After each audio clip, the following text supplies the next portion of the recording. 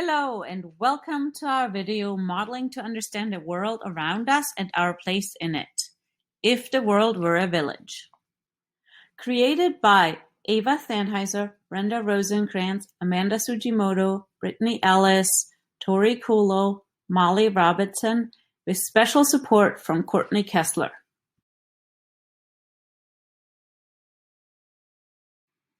What is your answer to the question, how many continents are there? If you said 7, you're close to the typical prediction. However, there are many different ways to number the continents, ranging from 4 to 7. Now let's do a different kind of prediction. Imagine we shrank the world population down to 100 people, so it represents the world. Out of those 100, how many do you think would come from the United States? And how many do you think would be Christian?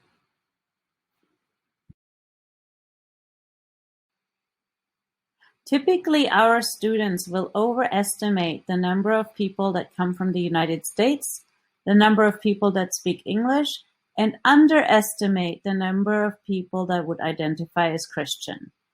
How did you do?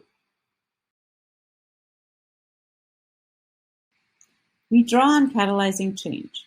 All students should learn the essential concepts in order to expand professional opportunities, understand and critique the world, and experience the joy, wonder, and beauty of mathematics.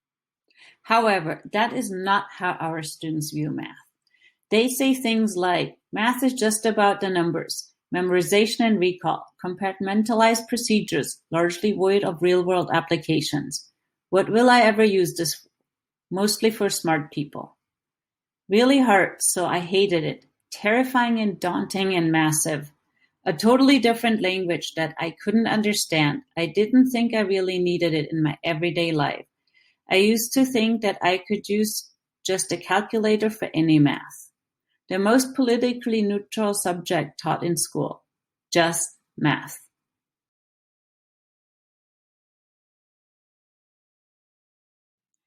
To address these views of math and the goal of understanding and critiquing the world, we developed a task that draws on mathematical topics based on the Common Core standards and social justice topics based on the social justice standards. On the mathematical side, we're addressing fractions, decimals, percents, and ratios. On the mathematical practice side, we're addressing modeling with mathematics, making sense of problems and persevering in solving them, and constructing viable arguments and critiquing the reasoning of others. On the social justice side, we're addressing, I know that life is easier for some people and harder for others based on who they are and where they're from. In our classrooms, we also share the vision of math as using critical literacy and understanding and critiquing the world. To address critical literacy, we ask our students, as you read, listen to the information, always ask, who writes the stories, who benefits from the stories, and who is missing from the stories. Take a critical literacy stance to what the messages are in If the World Were a Village. So now let's dig into the activities. The first task shrinks the world down to 100 people, and the second task shrinks the hometown or the student's school down to 100 people. We begin by looking up the current world population. A few days ago when I looked it up, it was right here. If we shrink this down to 100 people, then each of the 100 people would represent about 78 million people.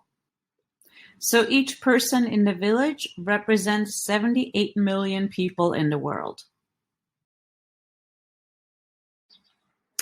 Then we read the book If the World Were a Village and look at the data. For example, of the 100 people in the village, 59 are from Asia, 16 from Africa, 10 from Europe, 9 from South America, Central America, including Mexico and the Caribbean, 5 from Canada and the United States, and 1 is from Oceania. When asked to take a critical literacy sense, students would say things like, "I wonder why is Mexico part of the Central and South America data?" And, "The author assumes there's a feeling of connection between people of the US and of Canada." The topics covered in this book are nationalities, languages, age, religion, food, air and water, school and work, money and possessions, energy, and health. After we read the book, the groups get to decide what topic they want to explore further and get an assignment to create a poster including a table, a hundreds chart, some other visualization, number lines, Unifix cubes, and so forth.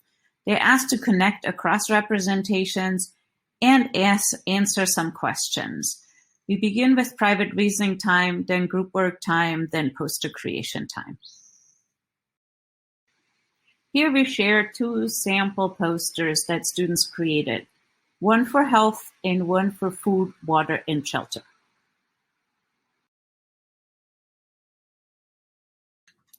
On the second day, the students examined the same category for their hometown, in our case, Portland, Oregon. After they did that, we compared across the world and Portland, Oregon. This gave us a chance to do some comparison of fractions, decimals, and percentages.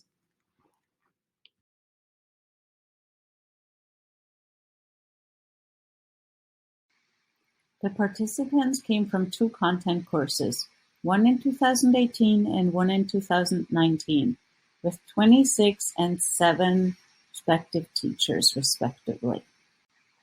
Data collected were all classwork and online surveys.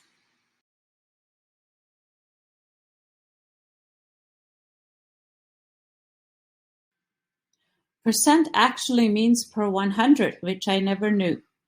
I learned how fractions, decimals, and percentages relate to each other and that they all show representations of part of a whole.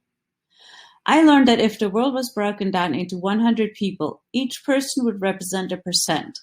This allows us to conceptualize the population while understanding the real percentages, which can then be translated into the actual population.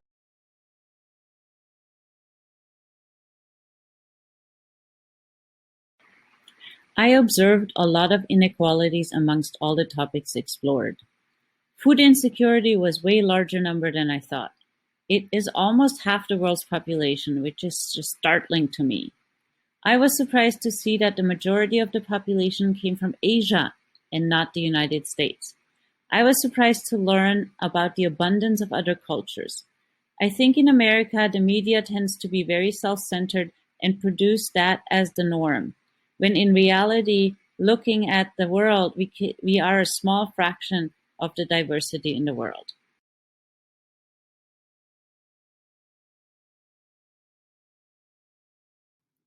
The Just About Numbers quote turned into significant, interesting, and challenging, connected to the real world in all kinds of ways. A vehicle to build self-confidence, understanding concepts makes you feel smarter. The really hard, so I hated it turned into hard, but I appreciated more. Not all math is rocket science. And the terrifying and daunting turned into still terrifying, but much more manageable and workable. The comment on a totally different language turned into still a whole other language, but it is understandable and doesn't have to be hard. I think math is a necessity that we all need in our everyday lives and that kids need to be able to associate it with their everyday lives. The most politically neutral subject comment turned into a great place to bring up the issues that are going on in our world while developing a better understanding of the material because of the connections that the students can make to their own lives. And the Just Math turned into a subject that can incorporate different ideas and themes. For more information on this study, please see the PMENA paper or the upcoming paper in the Mathematics Teacher Educator by Thanheiser and Kessler, June 2021, If the World Were a Village, Learning Mathematics while Concurrently Learning About the World.